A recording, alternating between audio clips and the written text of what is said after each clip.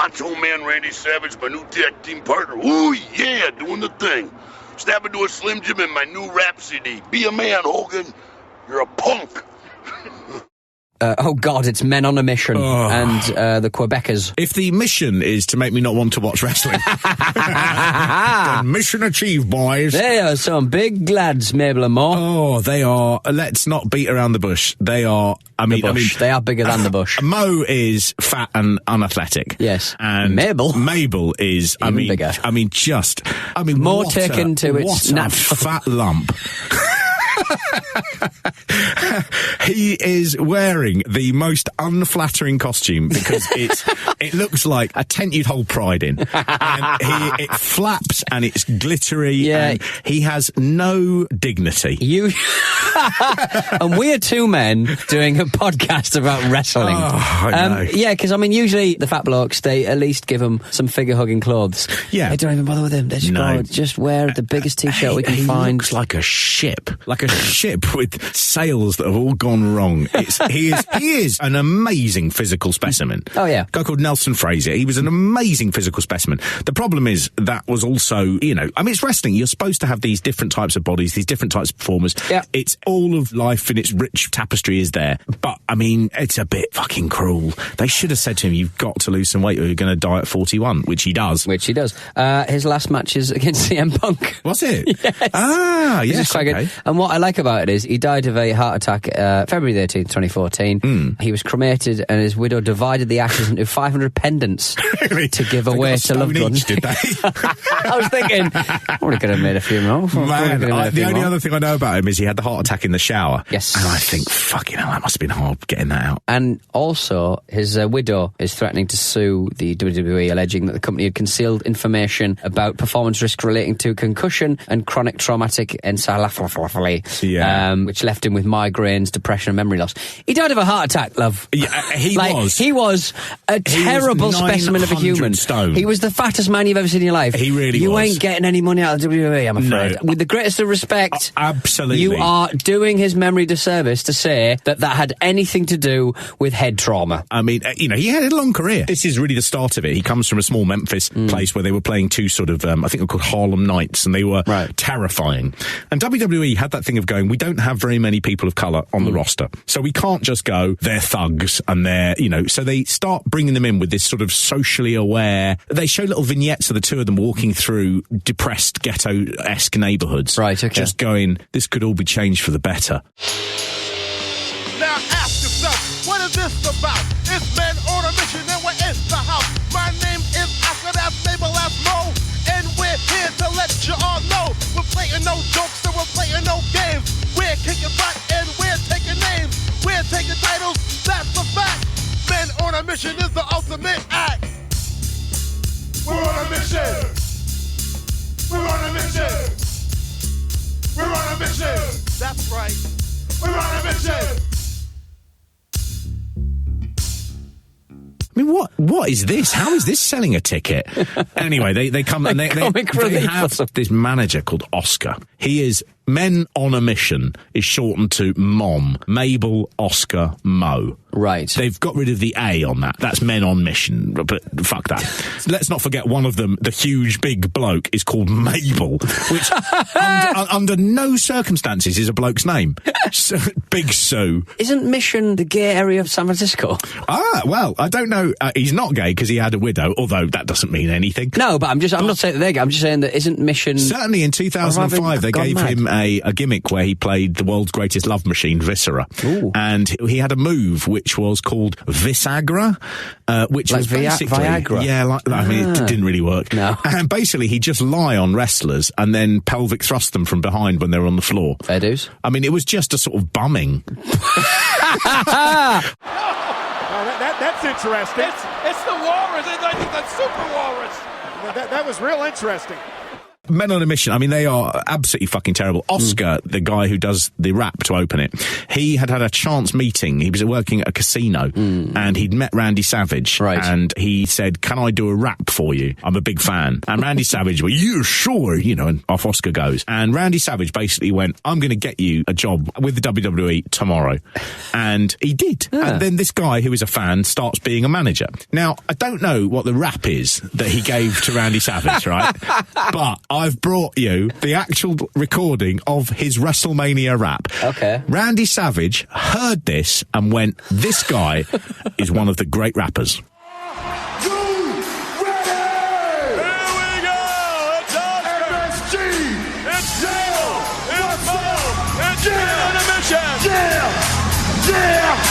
Yeah, the mission is in the house. Throw your hands to the air and wave them in the atmosphere. Are you ready to get busy with on the mission? Everybody say, oh yeah, oh yeah. Somebody in the house say, oh, say oh. MSG and BanyaBat, yeah, it's ready. Time to count. 1, 2, 3, yeah, man on a mission, ready, yeah, MSG is the place to be, we are here in New York City. Forget this if you want. Ready, You get them out there. rock and steady. Mabel, Oscar, men on a mission. They are wrapping themselves up into a frenzy. Fucking hell. This isn't like in 1982 when no one's heard rap before. This is, and he's turned up to WrestleMania and he's gone, should I write it or just freestyle it? And he's gone, do you know what? I'm good at freestyling.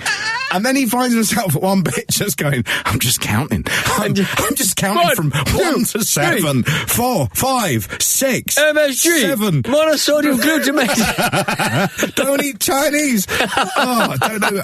How is it so bad? Not only does he have no lyrics, he just takes a load of that, wave your hands in the air, and he can't deliver the words. He's just barking. He doesn't last that long with them because at some point they say, this team is not really going anywhere. We need to make them bad guys. And they say to Oscar, so we're going to make you heels.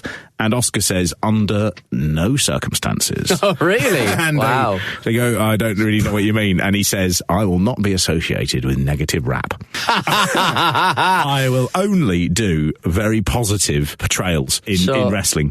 And for all you kids out there, the mission is to say no to drugs, and we're behind you 100%. Peace. There go the Macho Man right there. What's up, man? Oh, man. Big fan. If I look like you, kid, I'd be straight. No, you're already. I saw you. Good, man. Very good. Hey, man, what's up?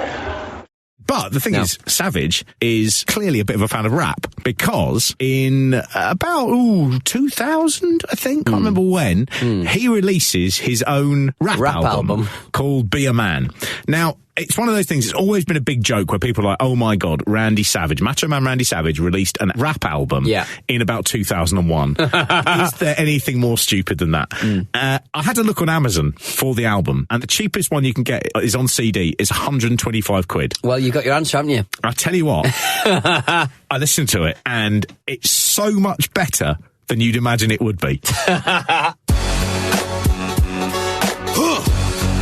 Hogan, Hollywood Hulkster, whatever they call you. Gets better. I'm coming after you, you coward. I think it damn Hogan let you set it off. Set it off. Used to be hard hog, now you done turned soft. Doing telephone commercials, I seen ya. Dancing and tight as a ballerina. I knew all along you had those tendencies. Cause you've been running from macho like I got a disease. Dude, please, your pay-per-view event was a joke. You're avoiding Randy Savage cause you know you can smoke. Come on, that phony fight the Rock's ain't too fat. But when I challenged Hogan to a real fight, he passed. I called him out, but the punk was scared to go. It was a charity event, but the Hulk didn't show. I mean, none of us want to hear an entire album of that. No. But he has the ability to actually go, I understand where the beat is. Yeah, well, it's like that. Up in here, up in here. It also reminds me of Cold as Ice. Do you remember that? Yeah. Cold as Ice. The DMX. Shit. surprisingly good, Savage. So he obviously had a little bit of a liking for hip-hop. I'm in it to stay, and all the rappers that are doing it for a living, they understand where I'm coming from. They get it. They know that I'm not, that I'm not saying I'm the greatest rapper in the world. I'm not disrespecting them at all. In fact, they're embracing what I'm doing. And if you take wrestling and you take hip-hop and you make it a comfortable bridge that gap right there, we all go up and down together. Get a shot of this right here, you heard me? Snap it to us, man. Savage, boy. If you don't got it, you don't know what music is. Oscar must have absolutely been the best he's ever been on that day he met Randy Savage. Because Jesus Christ, when he came to WrestleMania, fucking hell. I would have liked to have seen, because you know how they always twin kind of R&B stars with rappers, and the rappers the rap bits, and then the R&B. Yeah. Kamala and Macho Man. Oh, beautiful songs. Sweet, deep, honey voice. With his big sugar bear voice. Oh, lovely. Talking. If I had $1 for all the places I've been, I wouldn't have to worry. I have hurt again. Mabel actually goes on. He does have his size gives him a career that he doesn't really deserve. Yeah. So he goes. He's very tall and very wide. Like incredible. And he's got a sort of amazing face. He is the last person you'd ever make a good guy. Yeah. There is something about his face which is sort of a little bit malevolent. It's a remarkable look. So he becomes a bad guy in about 95. He wins the King of the Ring tournament, the worst winner of all time. He had a feud with the Undertaker. He breaks the Undertaker's orbital bone. He has a match with Diesel, the world champion at the time, at SummerSlam. He almost breaks Diesel's back. And at the Royal Rumble, he runs into a guy called Henry Godwin, and Henry Godwin just begins coughing up blood. He just gets crushed. And so they basically go, do you know what? This guy is a fucking liability. Who'd have thought a man the size of a house could damage all of our product? Yeah, people with like normal bodies would end up getting crushed. So they basically sort of decide they're going to get rid of him. They do bring him back again and again over the years. Right. So he comes back as Viscera in 2000s, and he gets a couple of makeovers, Big Daddy V when he's in ECW. But he was just one of those guys who was just so big. He's like Carly. Yeah. They Carly. I said that like it was like iCarly. Like iCarly, the TV show. A teenage girl. The great Carly. He's like the great Carly, who is a spectacle. But he was a big spectacle. But it's also, it's not like you could say to Carly, I can't say his fucking name. It's not like you could say to great Carly, you need to shrink a bit, mate. But you could say to Viscera, mate, you need to lose some of this weight or you're going to die. Yeah. And, the problem is it was a good look, wasn't it? Yeah. Then he died. Yeah. Terrible. Never mind. We're talking of big fat people who nobody helped. The next match is WWF champion Yokozuna versus Lex Luger. You get the surprise return of Mr. Perfect here. He comes out. He's had back problems for a couple of years. Is that he comes why out. he's a guest referee? He's really good. He's really cocky, and he's just a good storyteller. He just does it with little movements. He manages to get across what he wants to get across. Yeah. He's wearing a ref's top. He's also wearing ref trousers. Which makes him look like the character in Napoleon Dynamite, the karate master. Yeah. He wears like a Stars and Stripes kind of number. Yeah, it's a kind of looks a bad bit like that 90s look. Nobody has ever worn ref trousers again. Oh, really? Before. Never seen ref trousers. Really? So he obviously had a thing where he went, do you know what I need for this? Ref trousers. And they've gone, well, what are these? And he goes, just listen, let me tell you. They look like Newcastle United pyjamas. They do. They look very much like pyjamas. He is very, very good. You can see there's a slight thing of, wouldn't it be good if he was healthy and he could actually really see through all the things they set up, but he never really can. No. His career does go on for probably another decade. He ends up in WCW, but he's never quite at the angle. In fact, he returns to WWE in the early 2000s as well. But it's just a shame that at his sort of peak years, he was having these nagging back injuries. Just a real pain. Okay. Lex Luger here is really the story. This is Luger coming out after a year, really, of building up to this moment. And in the last couple of months, it's all slightly derailed. And he realises he's not going to be the main man. It's going to go to Bret Hart. And when he comes out, he just looks like he's had all the air let out of him. Yeah. He can't hide the fact that he's like, well, here we go, through the motions for nothing. Yeah. It's just heartbreaking for him. There's nobody who looks more... I've never seen anyone come to the ring looking more like... Oh, well, here we go. This is the death of the dream. It's really heartbreaking. Yeah. He just looks around and he looks sick to be there. Lex Luger! Yes! You can feel it! Luger's capacity crowd, Jerry Lawler! They're ready for Lex Luger! They're ready for a new world Wrestling Federation to blast off into the next decade. Cornette is great. I mean, he had a very rocky time in the WWF. It's being mended sort of slowly, but one of the great managers. He is great at talking. This is a time when, like Yokozuna and Mr. Fuji, Jesus Christ, I mean, he's doing all the heavy lifting here. And he's very good at it. You know, it's good to see him. The problem with Jim Cornette is he was never really able to take huge bumps because over the years, he'd actually had some really bad injuries from wrestling, essentially. That's the thing, though. And it only takes like a misplaced centimetre, millimetre somewhere, and you're just fucked. I mean, the other thing is you can see there's some of the great managers like Bobby Heenan, Jim Cornette, and J.J. Dillon. Yeah. All of them suffered proper career-ending injuries when they were managers. Hey, Eddie! Wait a minute! Wait! What the fuck are you doing? And it was because they were in there with these huge guys who were usually a foot taller than, 100 pounds heavier, and they would treat them like a wrestler. Yeah. And their bodies, they aren't bodies that are ready for that physical level of abuse. Yeah. It would be like you and I doing it. Yeah. And the Road Warriors making you take their big top rope move, and like J.J. Dillon, you just land on your shoulder and it caves in. It's a real shame because these guys have short abilities to take bumps. And of course, what you want to see is Jim Cornette getting his.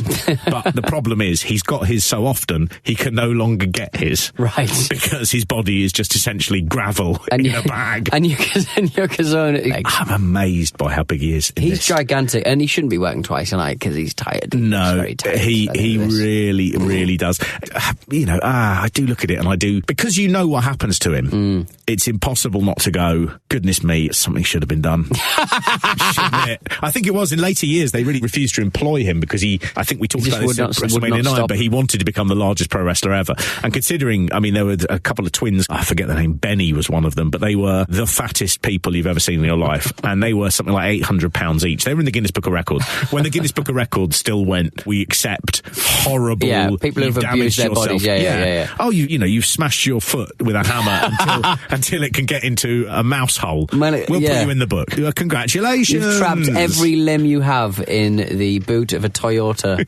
for no reason. Pulled out your nervous system and you're just chewing it in your own mouth. Congratulations, here's your certificate. But man, this match, again, it's not the main event, and so people don't give a fuck. They don't care about the match, they just want to get to the end of it so they know what they're going to be watching at the end of the match. And I tell you, when it isn't Lex Luger, that is a surprise. Because the match that I think people thought they'd see is Bret versus Lex. And I think it would have been a better match. But when you going in with Bret versus Yokozuna, you knew Yokozuna was not leaving with the belt. Bad bit of booking. Bad booking, guys. Lex Luger stands disqualified. Todd Pettengill, I believe, is back there. Listen to this capacity crowd. Wait a minute. Listen to this crowd. Listen to this capacity crowd. They know how they feel about it. They know exactly how they feel about it.